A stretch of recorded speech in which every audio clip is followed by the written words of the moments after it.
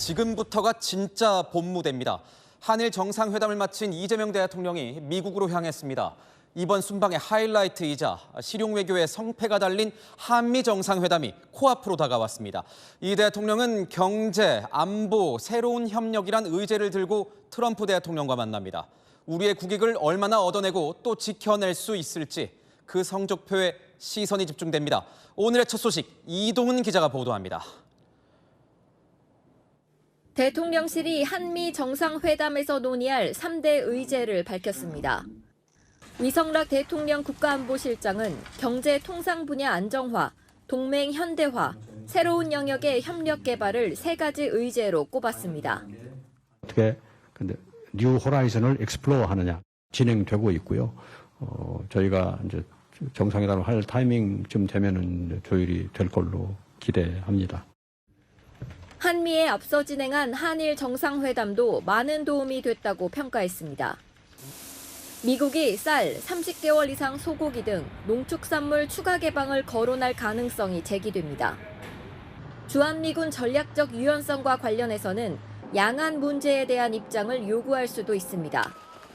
국방비 증액과 한미 원자력 협정 개정, 원전 협력, 비핵화 로드맵 등에 대한 논의도 나올 전망입니다.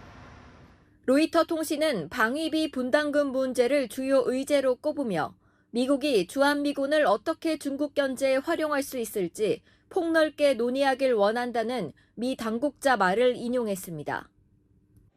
이 대통령은 일본을 먼저 방문하며 미국을 향해 한미일 협력 강화 의지를 보여줬습니다. 하지만 트럼프 대통령의 통상 안보 청구서가 만만치 않을 거란 전망에 대통령실 긴장감이 느껴집니다. 일본 도쿄에서 채널A 뉴스 이동훈입니다. 이번 한미 정상회담에서 가시적인 성과를 내기 위해 정부는 그야말로 총력전을 벌이고 있습니다. 강훈식 대통령 비서실장까지 오늘 미국에 급파됐습니다. 이렇게 대통령실이 총출동하는 건 이례적인 만큼 막판 의제 조율에 돌발 변수가 생긴 것 아니냐는 우려가 나오는데요. 강 실장은 한 사람이라도 더 만나고 한마디라도 더 설득할 수 있다면 당연히 가야 한다면서 비행기에 몸을 실었습니다. 최재원 기자입니다. 강훈식 대통령 비서실장이 오늘 미국 출국길에 올랐습니다. 한미 정상회담을 앞둔 이재명 대통령과 동행하기 위해서입니다. 모든 노력을 다 하고 있습니다. 한 사람이라도 더 만나고 한마디라도 더 설득할 수 있다면 당연히 가야 된다고 생각합니다. 위성락 국가안보실장과 김용범 정책실장에 이어 강 비서실장까지 대통령실 핵심 3실장이 모두 순방에 함께하는 건 이례적이란 분석입니다. 비서실장의 경우 대통령이 해외 순방을 가면 보통 국내 상황을 챙겨왔기 때문입니다. 그만큼 미국과의 협상이 쉽지 않다는 방증이란 관측까지 나오고 있지만 강 실장은 말을 아꼈습니다. 안보 관련 사안인지도 여쭤볼 수 없는 건가요? 갔다 와서 말씀드릴게요. 다른 일정도 같이 동행하시는 거예요? 갔다 와서 말씀드릴게요. 트럼프 대통령의 추가 요구가 돌발적으로 나올 수 있는 만큼 정무적 판단을 즉각적으로 도울 것이란 관측도 나옵니다. 강 실장이 미국에서 논의할 카운터파트는 수지 와일스 백악관 비서실장이 될 것으로 예상됩니다. 와일스 비서실장은 트럼프 대통령 대선 캠페인 공동의장을 맡아올 정도로 백악관의 숨은 실세로 통하는 만큼 강 실장이 직접 만나 설득할지도 관심입니다. 채널A 뉴스 최재원입니다. 트럼프 대통령과 치열한 수싸움을 앞둔 이재명 대통령은 이번 방일 기간 이시바 총리에게 조언을 전해들었습니다. 앞서 이시바 총리가 트럼프 대통령을 직접 만나 상대해본 그 경험을 토대로 미국과의 협상 팁을 공유한 겁니다. 도쿄에 연결합니다. 자, 송찬욱 특파원, 어제 한일 정상의 이 공동 언론 발표에서는 미국 관세 이야기가 없었는데 언제 어떤 이야기를 주고받은 겁니까? 네, 한일 정상과 일부 참모만 참석한 어제 소인수 회담 때 미국 관세 문제에 대한 집중적인 논의가 있었습니다. 당초 예정돼 있던 20분을 훌쩍 넘긴 소인수 회담 1시간가량 진행이 됐습니다. 이재명 대통령은 이시바 시게루 일본 총리로부터 대미 관계와 관세 협상에 대한 조언을 듣고 또 양국 정상이 토론을 하면서 예정보다 길어진 겁니다. 일본 측에서 일본의 경험이랄까, 일본이 그동안에 느꼈던 점들을 우리에게 도움말 형태로 얘기하는 방식이었습니다. 위성락 국가안보실장은 많은 참고가 됐고 일본 측에 감사하는 입장이라고 말했습니다. 이시바 총리는 도널드 트럼프 미국 대통령과 올해 2월과 6월 두 차례 정상회담을 한 바 있습니다. 나가시마 아키이사 일본 총리 국가안보 담당 보좌관도 이시바 총리 나름의 경험담을 이 대통령과 공유할 수 있었다고 전했습니다. 일본 언론에선 미국의 관세 정책에 대한 공통의 위기감이 한일 협력을 가속화하고 있다는 분석도 나왔습니다. 아사히 신문은 트럼프 행정부에 대응하기 위해 협력이 필수적이라는 한국과 일본의 생각이 일치한 상황이라고 전했습니다. 한편 어제 한일 정상회담에서 이시바 총리가 일본산 수산물 수입 재개를 요구했다는 현지 보도가 나왔는데 대통령실은 구체적 논의는 없었다고 밝혔습니다. 이 대통령은 1박 2일간의 일본 방문 마지막 일정으로 스가 요시히데, 노다 요시히코 전 총리 등 일본 정치인들과 만났습니다. 지금까지 도쿄에서 채널A 뉴스 송찬욱입니다. 이렇게 이재명 대통령이 미국으로 떠난 오늘 대통령 특사단이 중국으로 향했습니다. 조금 전 왕이 외교부장과 만났는데 중국 달래기에 나선 걸까요?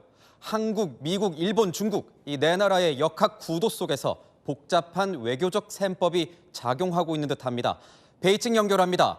자, 이윤상 특파원, 특사단과 왕이 외교부장과의 만남, 그 분위기는 어떻습니까?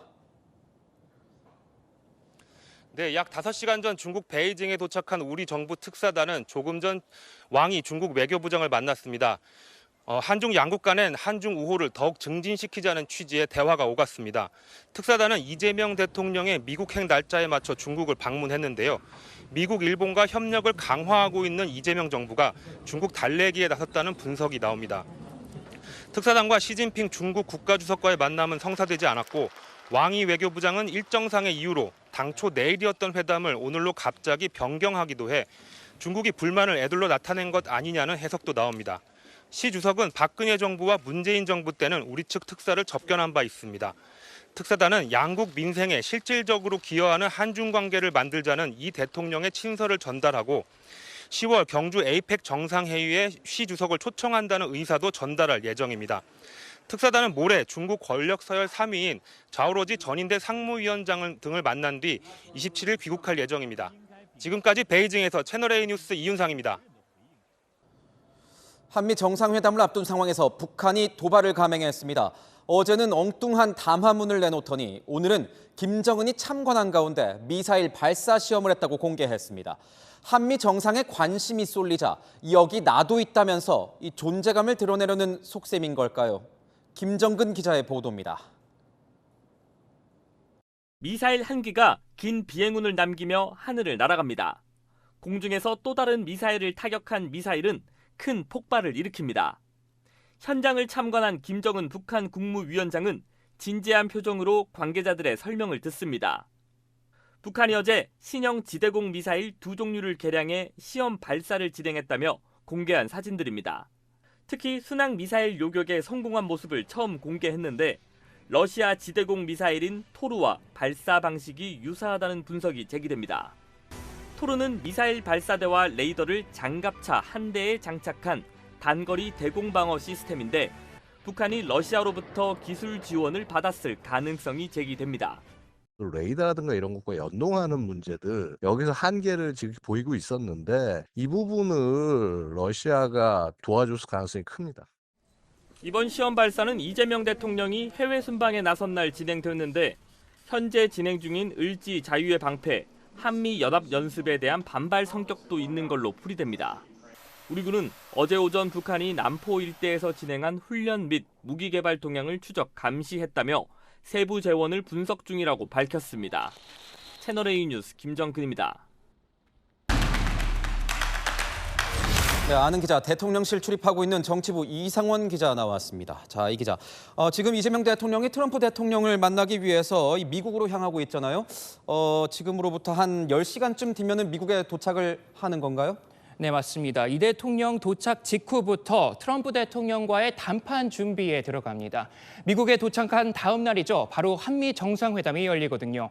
談判까지 24시간도 채 남지 않은 겁니다. 앞서 리포트에서도 봤지만 강훈식 비서실장까지 미국으로 갔습니다. 이건 굉장히 이례적인 일인 거죠. 네, 맞습니다. 굉장히 좀 이례적인데요. 대통령부터 3실장 그리고 경제사절단도 재계 총수 16명 규모로 대거 미국에 갔죠.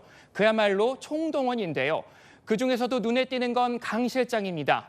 통상 비서실장은 대통령 순방 때 나라를 챙기기 때문인데요.